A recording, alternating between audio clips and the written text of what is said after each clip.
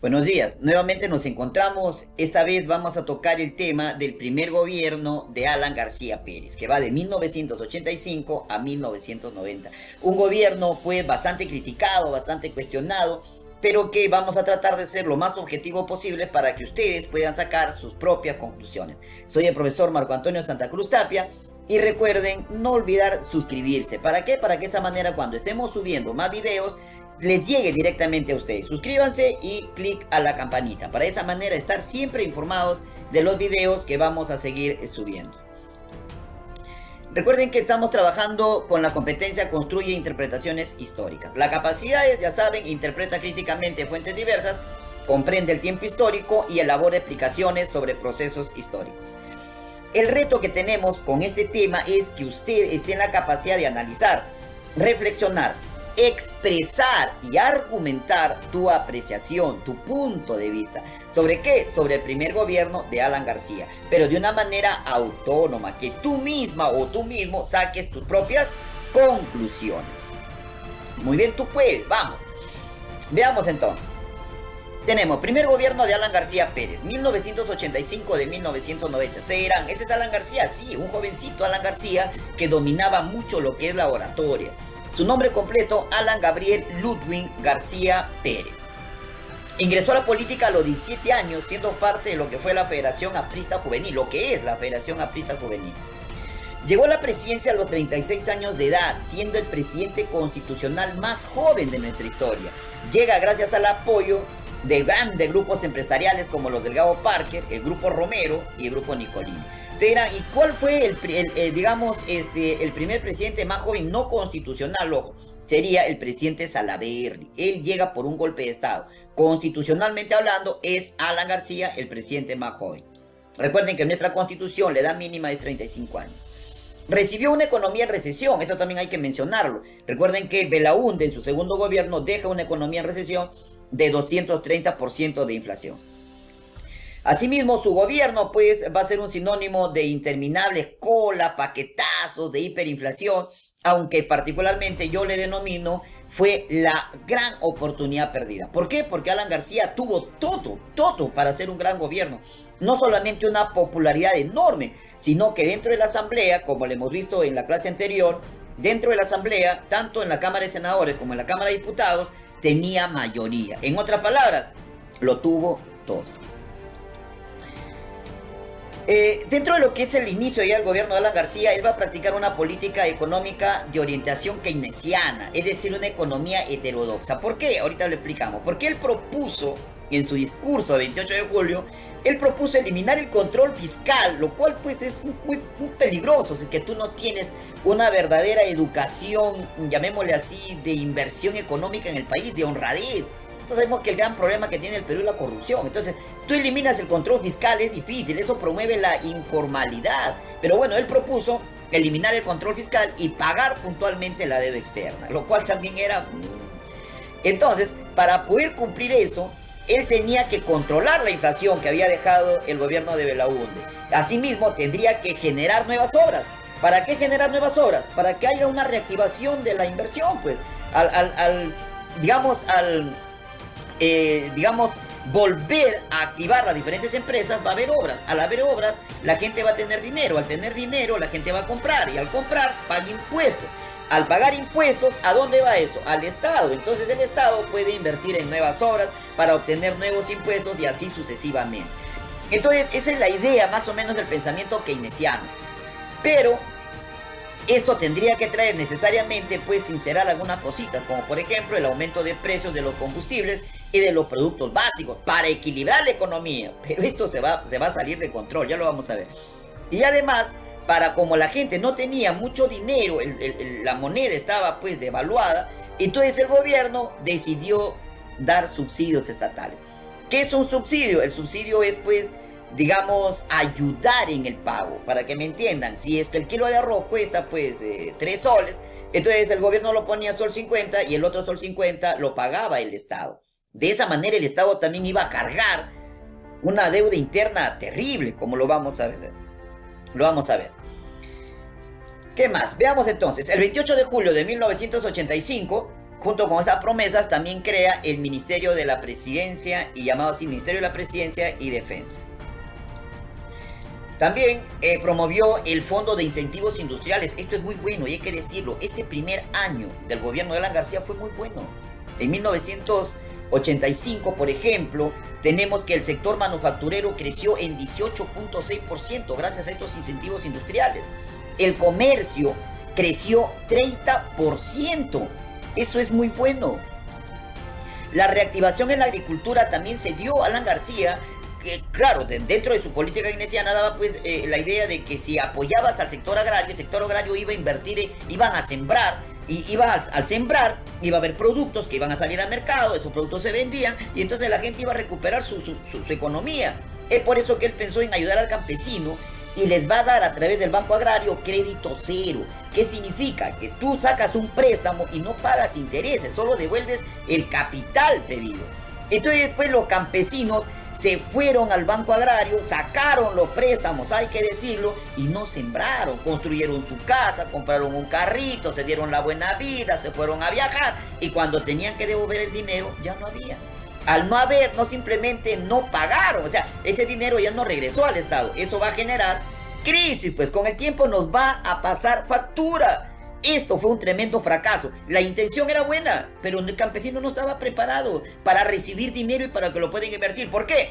Porque desgraciadamente, hay que decirlo, nos falta en el Perú pues honradez.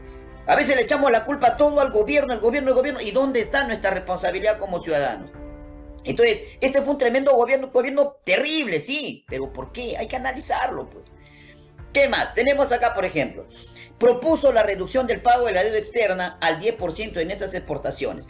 Anteriormente se pagaba el 60% de lo que vendíamos, iba para el pago de la deuda. Entonces Alan García propone que de todo lo que nosotros vendamos, vamos a pagar solamente el 10%. Y eso, ¿quién me puede decir que eso no está bien? Eso está bien, pues. ¿Por qué? Porque con misma palabra de Alan García decía, bueno, o sea, exportar es lo que yo vendo. Entonces, si yo vendo más, o sea, en otras palabras, ¿qué le decía a los países, a los grandes, países que nosotros le debíamos? Si tú quieres que yo te pague más, entonces cómprame más, pues. Porque si tú me compras, ¿qué te digo? $500,000, yo te pago sobre el 10% de eso, te pago como la parte de la deuda. Pero si tú me compras 1 millón, 2, 3, 4, 5, 10 millones, de esos 10, yo el 10% lo pago. O sea, más me compras, más te pago. Menos me compras, menos te pago. Entonces eso estaba bien, esa propuesta fue buena. Lo malo está de que este ejemplo lo siguieron otros países. Por eso es que Alan García en esta época se convierte pues en el abanderado del tercer mundo, ¿no? Entonces todos los países dijeron, si el Perú va a pagar 10%, nosotros también. Entonces eso va a afectar a los grandes organismos internacionales. Y encima Alan García dejó de pagar la deuda 6 meses. Entonces los organismos internacionales nos dijeron, cuidadito Perú, cuidadito, no te pases. Nos hicieron serias advertencias en lo que vendría. Continuemos, ¿qué más? Durante este gobierno se va a dar entre 1985 y 1986, miren, los salarios subieron debido a la medida que había tomado Alan García. Subió 18% los salarios. Asimismo, se van a reducir las tasas de interés bancario de 280% que estaban a 110. Entonces, excelente, todos estaban contentos.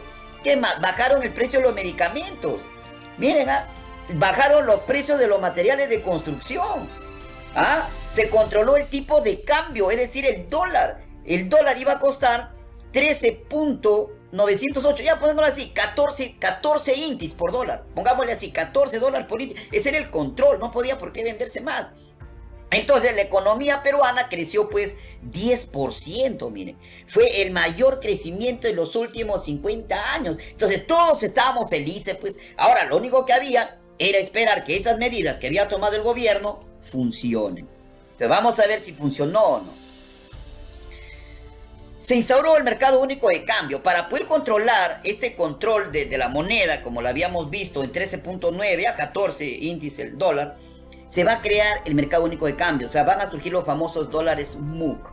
¿Qué es el dólar MUC? Es un dólar subsidiado para apoyar a la pequeña empresa. La idea era esa. El dólar MUC es un dólar subsidiado. En otras palabras, si el dólar, vamos a imaginar en este momento 13.9 índice, pues o sea, el gobierno no lo compraba a 13, o sea, no lo, digamos, vendía a 13.9.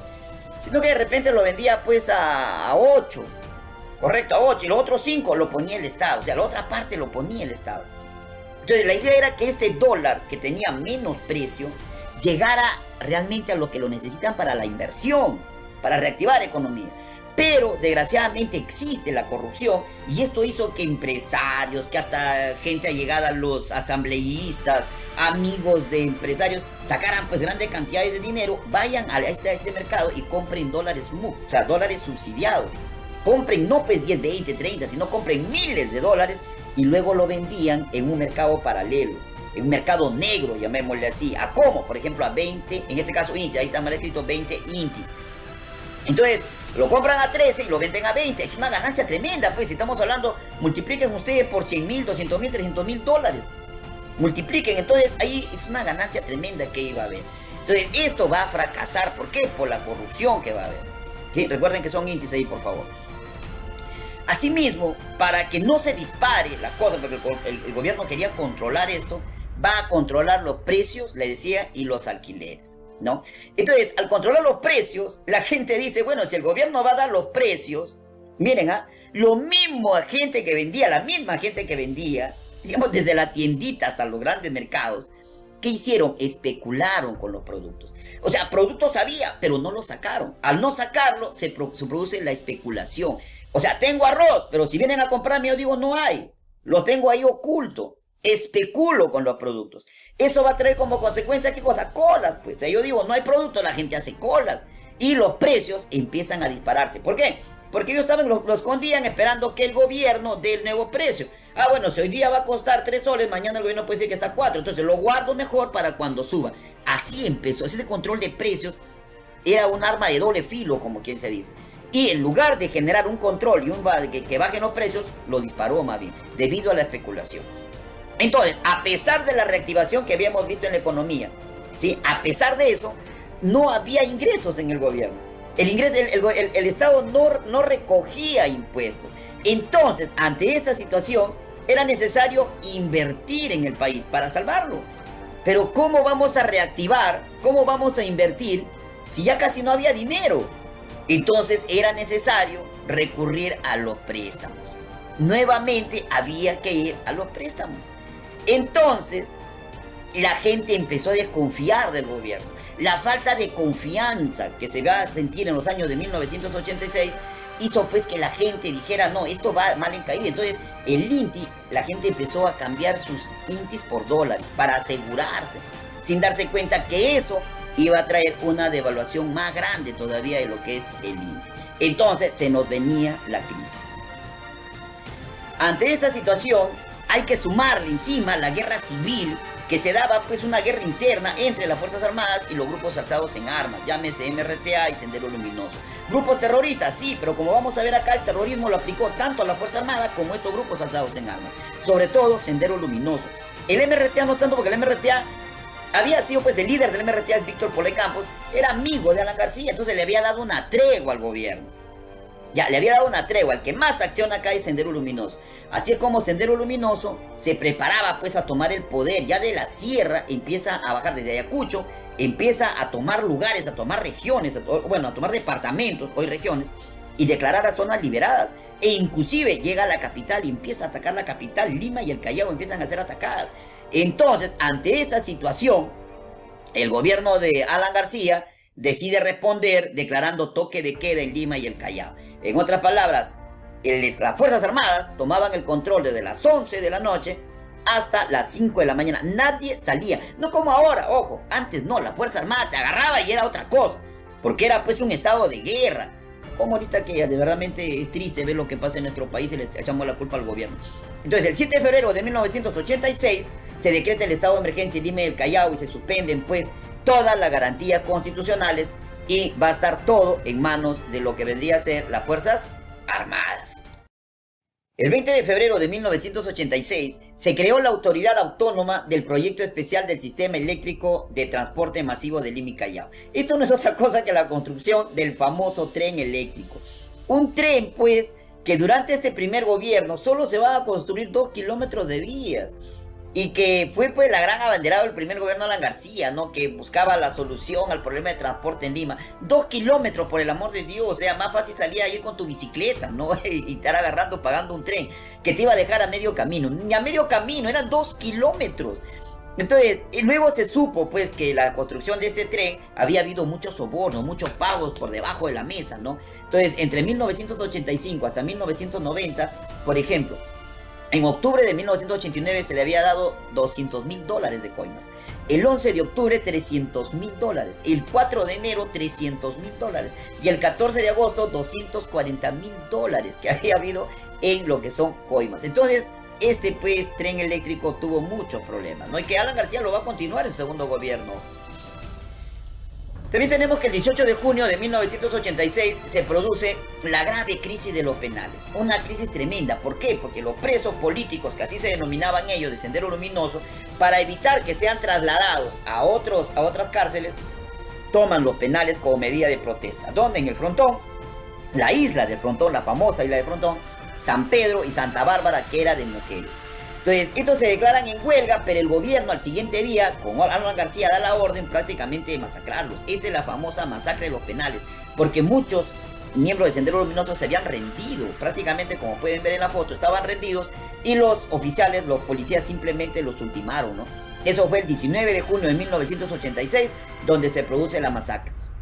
Fueron asesinados 250 personas, 118 del Frontón, 124 del Urigancho, todos los miembros del pabellón industrial que se habían declarado en huelga los mataron a todititos.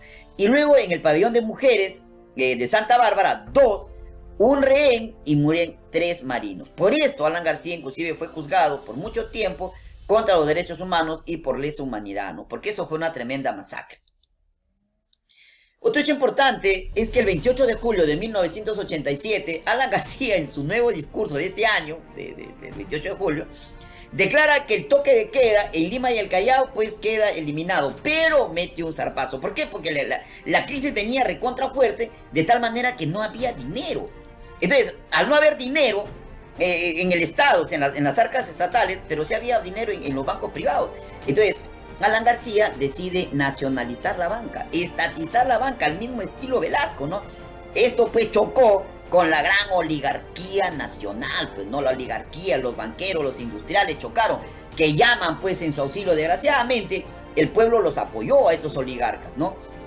Entonces, claro, ya no se creía en Alan García, también hay que decir esto, pues, ¿no? Entonces, nace el movimiento de protesta contra esta acción de Alan García. Alan García prácticamente provocó el nacimiento de este gran líder político que es Mario Vargas Llosa, gran literato, premio Nobel, ¿no? Que va a crear un movimiento llamado el Movimiento Libertad, que luego se convierte en el Frente Democrático y que lo va a lanzar como candidato a la presidencia de la República. Este intento de nacionalización fracasó, pues, ¿no? Los invito a ver, el tiempo aquí es corto, pero ahí como pues los dueños de los grandes bancos salen con sus pistolas, se atrincheran ahí en sus bancos, ¿no? Para no perder sus bancos. Tenemos el terrorismo militar. En este caso, le decía, Alan García pues le dio mucho poder a la Fuerza Armada para reprimir también violentamente a los grupos alzados en armas. Llámese MRTA y Sendero Luminoso.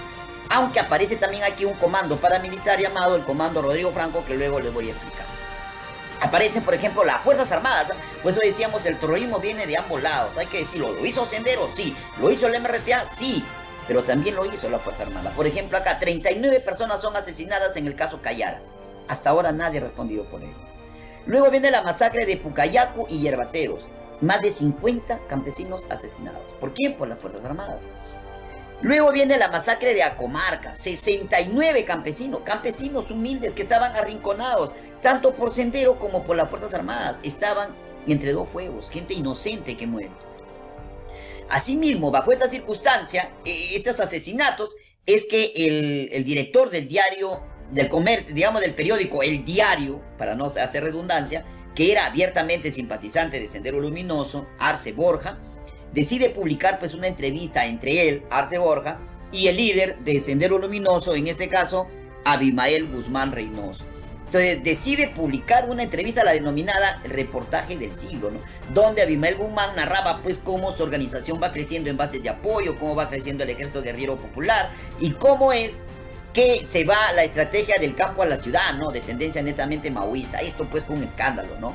Entonces, ante esta situación, repito, también surge el Comando Paramilitar Rodrigo Franco. ¿Qué es un comando paramilitar? Es decir, es un grupo secreto, pero en este caso armado, preparado por el mismo gobierno. ¿Para qué? Para clandestinamente matar a los digamos, integrantes tanto de Sendero Luminoso como del MRTA. ¿Por qué se llama Rodrigo Franco? Porque Rodrigo Franco era un ex militante aprista, que es un héroe, ¿no? De aprista. ¿Quién estaba bajo el mando de este grupo paramilitar? Abiertamente era pues Agustín Mantilla, ¿no? El que ven ahí ustedes acá, este señor. Pero el brazo armado, o sea, el que los dirigía, era pues, ni modo, era pues Chito Ríos, ¿no? Que lo ven ustedes acá. Ellos cometaron muchos asesinatos, ¿ah? Entre los más sonados estaba pues el de Manuel Febres y el de Saúl Cantoral, ¿no? Entonces, este comando Rodrigo Franco que va a perseguir a Alan García también hasta después. ¿Para qué? Para que dé pues explicaciones sobre esto, ¿no? A fines de 1987, Alan García Pérez, al ver que ya no pudo estatizar la banca, al ver que no había dinero, decide pues entonces recurrir al Fondo Monetario Internacional. Decide ir ahí con ellos. ¿Para qué? Para pedir un préstamo, para poder, porque ya no había dinero. Al no haber dinero, necesariamente necesitábamos nosotros de un préstamo. O sea, ¿cómo te da el Fondo Monetario Internacional un préstamo? Así son los pasos. Primero, vemos si un país tiene dificultades financieras. Si tiene, solicita el préstamo al Fondo Monetario. El Fondo Monetario te llama y entonces juntos van a ver la política para la recuperación económica. No es que te prestan el dinero y ya, no, que te dan el dinero, pero te ponen condiciones. Ya, yo te doy, pero vas a hacer esto. ¿Para qué? Para garantizar que el dinero se invierta bien y para garantizar también que haya una devolución, entre comillas, ¿no? Porque eso de las garantías, digamos, las recomendaciones del Fondo Monetario son bien prácticas directas y no le importa si la gente sufre o no. Lo que importa es que se estabilice, punto, capitalismo, pues. Entonces, si está aprobado eso, el personal técnico del Fondo Monetario presenta entonces este plan al directorio ejecutivo. Y una vez que el directorio ejecutivo da el visto bueno, pasa al directorio, aprueba el préstamo para hacer el desembolso. Entonces, ¿el Perú cuánto pidió? Alan García pidió un préstamo de $1.500 millones, con la promesa de que cumpliríamos las recomendaciones del Fondo Monetario y el Banco Mundial. Pero estas recomendaciones fallaron totalmente. Así que, al ver esta situación, el Fondo Monetario, el Banco Mundial y el Club de París y otros organismos nos declararon inelegibles. Es decir, no nos iban a prestar más dinero. Estábamos absolutamente solos. Y como solo pagábamos el 10%, es más, ya no nos empezaron ni siquiera a comprar. Entonces viene pues la debacle terrible de este gobierno. En mayo de 1988, ante tremenda crisis, algo bueno pasó. Nos visitó el Papa por segunda vez, Juan Pablo II, se apiadó de nosotros, vino. El Perú estaba en una tremenda convulsión política, social y económica. Había la guerra civil con Sendero y el MRTA, estaba la crisis económica, había las huelgas, a la moneda no servía para nada. Llegó el Papa a darle un poco de paz a la población peruana. ¿Cómo no olvidar aquella frase cuando el Papa dice el Papa es charapa, ¿no? Cuando desde la selva peruana. ¿Qué más? Porque el tiempo acá nos gana el tiempo. El 6 de septiembre de 1988 se pone en práctica el Plan Cero. ¿Para qué? Para acabar con la naciente inflación. Esto fue peor. El remedio fue peor que la enfermedad. Es un shock económico. Nos metieron un shock económico terrible. Miren que los productos farmacéuticos subieron 600%. Dios mío santo. 600%. ¿Sí? Esta cosa tremenda. La gasolina subió 400%. 400%, o sea, si algo cuesta ahorita, un ejemplo, 50 soles y mañana cuesta 100, significa que ha subido ¿cuánto? En este caso ha subido 100%. Ahora miren, ha subido acá 600, 400 la gasolina, 114% los productos básicos. Esto fue terrible, ¿eh? Nuestras reservas internacionales se acababan, ya estaban llegando prácticamente a cero. El dinero no valía nada, tú te ibas y cobrabas así, el INTI no valía nada. Tú ibas a hacer una casada por una semana. Eso ya no se llama inflación, se llama hiperinflación. Llegaba a 1722%. No contento con eso, el 22 de noviembre de 1988 se produce el llamado Martes Negro, que es otro paquetazo, Dios mío santo. Tremendo paquetazo. Los productos de primera necesidad y de servicios van a subir 100% más de lo que había subido ya. La gasolina volvió a subir 100%. Nuestra moneda cayó, se devaluó en 50%, ya no valía nada nuestra moneda. De esa manera, Alan García trató pues de mejorar diciendo, bueno, ya subió todo, pero le va a subir el sueldo. Subió los salarios en 40%. No tenía relación, pues. ¿De qué servía que aumente el salario, te aumento más plata, tiene más plata, pero si no sirve para nada tu dinero?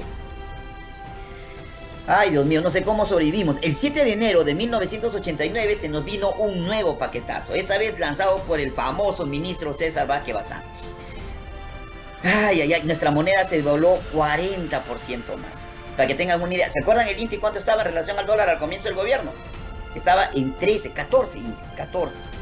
Ahora, un dólar estaba a 700 INTIs. Es como decir, ahorita un dólar estuviera a 700 soles, ¿no? ¿Se imaginan? Subieron la gasolina, volvió a subir 63%. El salario subió 30%. ¿Cómo se va a alcanzar? Pues eso que el dinero no alcanzaba, ¿no? Como dice ahí, como cuando recién cobras y no tienes dinero. O sea, era una cosa desastrosa. Esto ya pues es hiperinflación. La hiperinflación llegó a 3.398.6%. Los precios se multiplicaron por 22.000 veces su valor. Ahí he puesto un ejemplo, ¿no? Vamos a imaginar que tienes hoy un producto que vale 100 INTIs. Ya, para mañana, después de este paquetazo, ya no costaba 100 INTIs, sino costaba 2.200.000 INTIs, porque se había multiplicado por 22.000. La pobreza subió 45%. 1 de cada 2 niños tenía desnutrición crónica. Ahora entiendan cómo sus padres pudieron haber sobrevivido a este gobierno. Es terrible. Otros hechos importantes de este gobierno está pues que se inaugura la represa de Gallito Ciego. Se da la ley de bases de regionalización, que donde se crean 12 regiones, que fue un total fracaso, ¿no? Por ejemplo, en el norte del Perú estaba la región nororiental del Marañón, imagínense, para lo que se olvidaron. No se ponían de acuerdo cuál iba a ser la capital de esta región, si Chiclayo, Cajamarca o Chachapoyas. Y no tuvieron mejor decisión que de estar un ratito Chiclayo, otro ratito Cajamarca. Por Dios, esto era un juego, esto fracasó totalmente. Unificó las fuerzas policiales, ¿no? La Guardia Civil, Guardia Republicana, la Policía de Investigaciones y también existía la Guardia Forestal, se unieron en lo que era pues la Policía Nacional, la PNP, ¿no? Y también en 1989 autoriza el ingreso de la Policía Femenina. Se clausuró el penal del Sexto, un penal famoso, ya lo habíamos visto. Se inaugura la central eléctrica de Carhuaquero. Se crea el Museo de la Nación, entre hechos importantes de este gobierno. Se descubre el gas de camisea en el Cusco, se descubre, no se empieza a explotar todavía. Y se da pues la gran huelga policial de 1987, ¿no? Liderada por el sargento Celso Pastrana, quien pues se declara en huelga. Duró poco tiempo, pero hubo una huelga, donde la policía, van a la verdad, estaba maltratada. Un asambleísta, lo que desencadenó el vaso, como se desencadenó la huelga, fue que un asambleísta pues cacheteara a 2 policías que cuidaban su casa, ¿no? Los humillaron demasiado. Esta huelga fue bien justificada. ¿Qué más? Tenemos acá entonces que el 26 de febrero de 1989 se inaugura la base peruana en la Antártida. Menos mal, nosotros tenemos territorio en la Antártida. Está en el archipiélago de Shetland del Sur, aquí en esta puntita, archipiélago Shetland del Sur. Ahí en ese archipiélago, conjunto de islas, hay una isla llamada la isla Rey Jorge. Y ahí en la isla Rey Jorge está pues la base peruana Machu Picchu, que es esta, ¿no? ¿Y qué nos llevaba hasta ahí? Por mucho tiempo, desde el año 89 hasta el año pasado, 2019, el barquito que llevaba es el Big Humboldt, barco de investigación científica Humboldt, que el año pasado fue dado de baja y hoy está a cargo de eso pues el Big Carrasco, ¿no? Que es el barco oceanográfico polar Carrasco.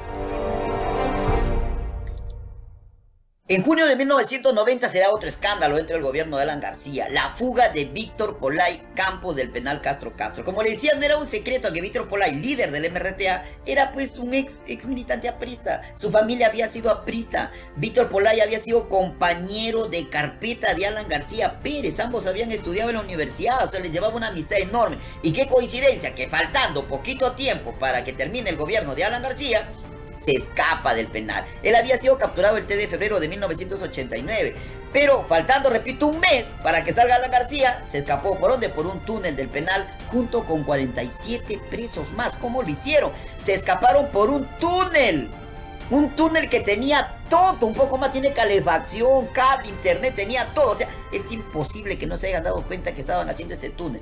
Muchos saben que esto estuvo pues totalmente coludido el gobierno de Alan García, aunque después lo van a nuevamente recapturar. Pero esto fue un tremendo escándalo. Para 1990, la hiperinflación era de 7.481.6%. Pues es una cosa extraordinaria, o sea, impensable. Y la aprobación del presidente García era pues del 9%. Es decir, nadie lo quería, excepto su entorno familiar, algunos compañeros apristas, ¿no? Pero era pues innegable que ya nadie lo quería. Entonces, en esas circunstancias es que se convocan a las elecciones presidenciales. El 8 de abril se llevan a cabo las elecciones presidenciales. El candidato favorito era Mario Vargas Llosa, candidato del Frente Democrático. El opositor, llamémosle así, natural, el competidor natural, era pues Luis Alva Castro, ¿no? Que era representante del Partido Aprista Peruano.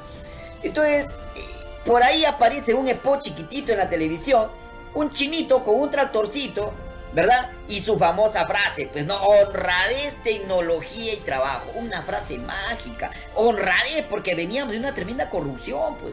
Tecnología, habíamos ese momento, era el boom de los países asiáticos. Y este era un chinito, entonces nosotros lo relacionamos, pues no. Los chinitos son trabajadores, emprendedores, honrados.